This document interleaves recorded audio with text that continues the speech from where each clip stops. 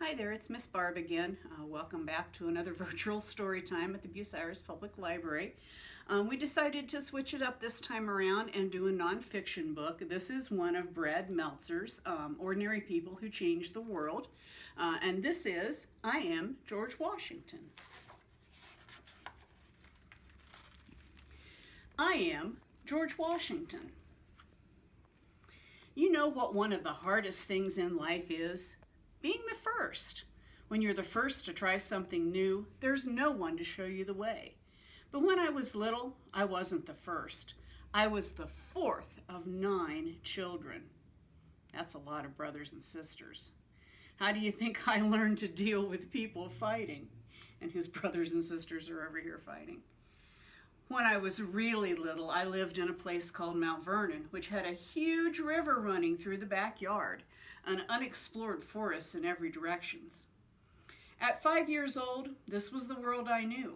If you wanted to explore the forest, you had to be the first one to go inside.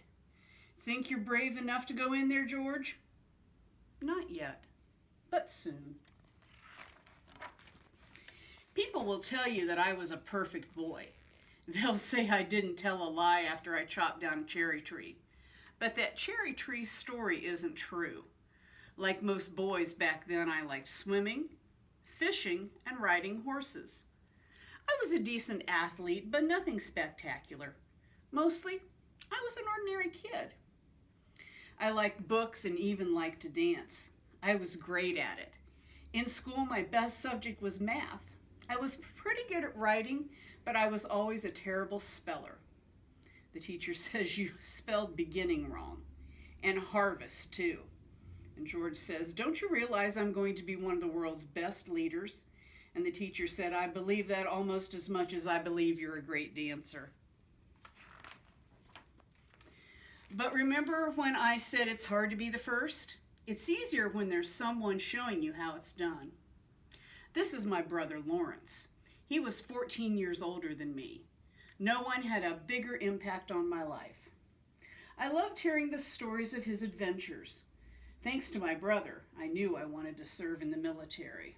And George asks his brother, what are you wearing? And he says, my military uniform, so that I can fight for our country. You like it? George says, it's amazing. Soon, though, I saw how uncertain life could be.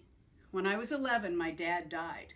We couldn't afford proper schooling, so my brothers had to teach me at home.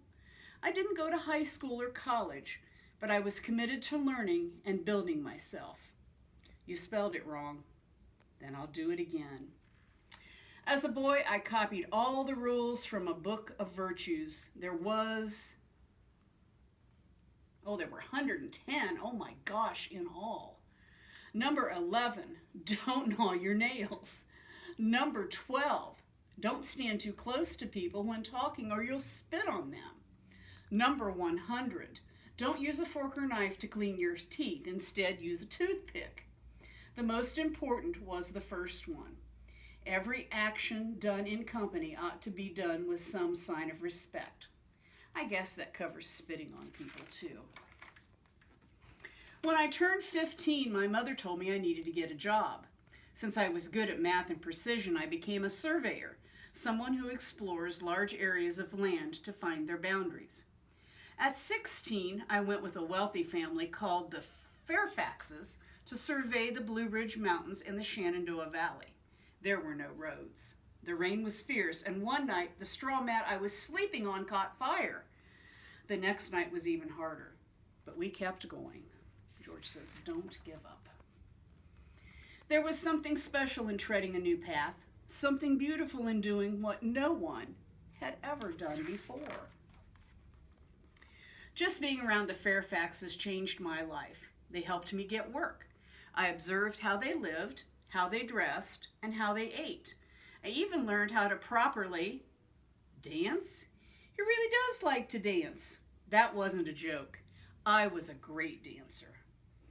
At the Fairfaxes, I ate with fine silver and beautiful china.